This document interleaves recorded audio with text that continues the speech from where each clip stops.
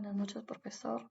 En esta oportunidad, mi grupo conformado por Chatoma Flores Luis Alberto, Valenzuela Flores Carla Ruth y quien le habla, Larios Cornejo Juanita Guina, vamos a exponer acerca de la propuesta de inconstitucionalidad de algunas normas jurídicas en el caso de la esterilización forzada de mujeres en el gobierno de Alberto Fujimori.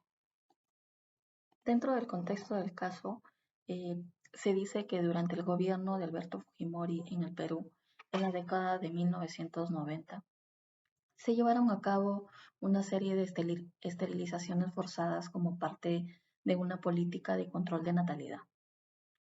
Entre 1996 y 2000, miles de mujeres, especialmente de comunidades indígenas y de bajos recursos, fueron sometidas a esterilizaciones sin su consentimiento informado. Estas acciones fueron parte de un programa conocido como Plan Quinquenal de Población, justamente implementado por el gobierno de Alberto Fujimori. Aquí se denunciaron numerosos casos de presiones, engaños y coerciones para que las mujeres se sometieran a estas esterilizaciones. En muchos casos, las mujeres no estaban informadas adecuadamente sobre los procedimientos y las implicaciones que llevaba consigo la esterilización. El programa estaba destinado a cumplir metas de esterilización impuestas por el gobierno, por lo que llevó a prácticas abusivas y violaciones a los derechos humanos. Este caso ha sido objeto de controversia y críticas no solamente a nivel nacional, sino de manera internacional, y ha dejado un legado en las mujeres, un sinsabor, por decirlo así, lleno de traumas y luchas por la justicia y la reparación para las víctimas y sus comunidades. Continuando con la exposición, hablaremos de los aportes jurídicos desde la perspectiva de la teoría positivista y la crítica del realismo jurídico, considerando como primer aporte el positivismo excluyente de Kelsen. Estos aportes han tenido impacto significativo en la teoría y la filosofía del derecho, influyendo en la comprensión moderna del funcionamiento y la estructura del ordenamiento jurídico. Esta teoría de Hans Kelsen defiende que el estudio del derecho debe centrarse en normas jurídicas y su estructura interna, excluyendo consideraciones éticas y valorativas para mantener la pureza del sistema jurídico. Como segundo aporte jurídico tenemos el positivismo inclusivo y metodológico de Hart. Esta teoría radica en ofrecer una visión analítica del derecho, centrándose en las normas y reglas establecidas, separándolo de consideraciones morales y proponiendo un enfoque más complejo que integra la discreción judicial y la interpretación contextual. Como tercer aporte tenemos el positivismo crítico de Farolli, el cual aporta una visión que combina la objetividad y la legalidad propias del positivismo jurídico, una perspectiva crítica que busca asegurar la protección de los derechos fundamentales y la limitación del poder estatal. Como último aporte tenemos el realismo jurídico de Ross. Se aparta del positivismo al reconocer la influencia de las consideraciones éticas y sociales en la interpretación y aplicación del derecho, argumentando que el derecho no puede entenderse completamente separado de estas consideraciones. Presentamos algunas propuestas de solución desde la perspectiva de las teorías positivista y la crítica del realismo jurídico, considerando los enfoques del positivismo excluyente, incluyente y crítico de Kelsen, Hart, Farolli y Rose. Realizar una revisión exhaustiva de la legislación relacionada con la esterilización forzada para identificar normas inconstitucionales y modificarlas conforme a los principios constitucionales.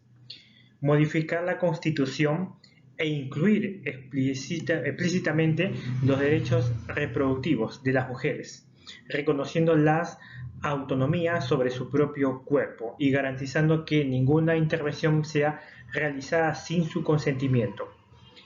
Implementar programas educativos para sensibilizar a la sociedad sobre los derechos reproductivos de las mujeres, enfocándose en la importancia del consentimiento libre. garantizar una justicia independiente y eficaz que investigue y sancione a los responsables de las esterilizaciones forzadas, asegurando que se cumpla con los principios de responsabilidad. Establecer un fondo de reparación para las mujeres afectadas por la esterilización forzada que incluya compensación económica. Crear organismos de supervisión independiente encargados de verificar que las intervenciones médicas cumplan con los estándares éticos y legales.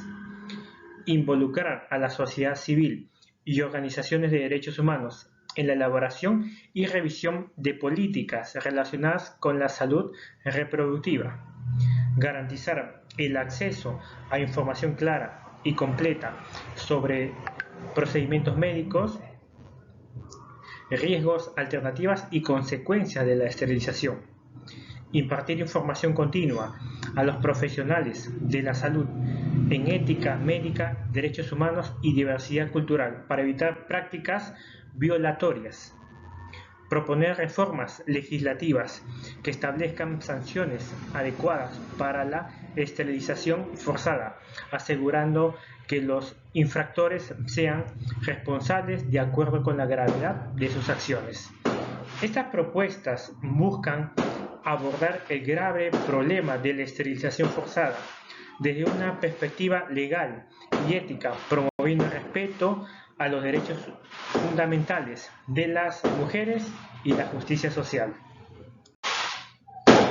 A continuación presentaremos algunas conclusiones basadas en la investigación y testimonios relacionados con este lamentable episodio. Durante la década de 1990 se implementó una política de esterilizaciones masivas como parte del programa de planificación familiar del gobierno de Alberto Fujimori. Miles de mujeres, principalmente de comunidades rurales y de bajos recursos, fueron sometidas a intervenciones quirúrgicas sin su consentimiento informado o bajo coacción.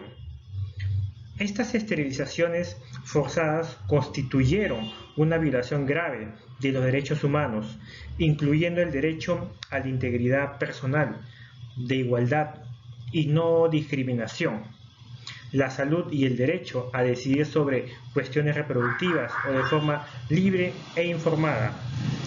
Víctimas y afectados. Las principales víctimas de estas prácticas fueron mujeres indígenas y campesinas, muchas de las cuales no tenían acceso adecuado a información sobre los procedimientos y sus consecuencias.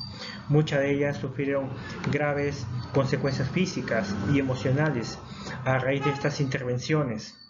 Uno de los aspectos más críticos de este caso fue la falta de consentimiento informado.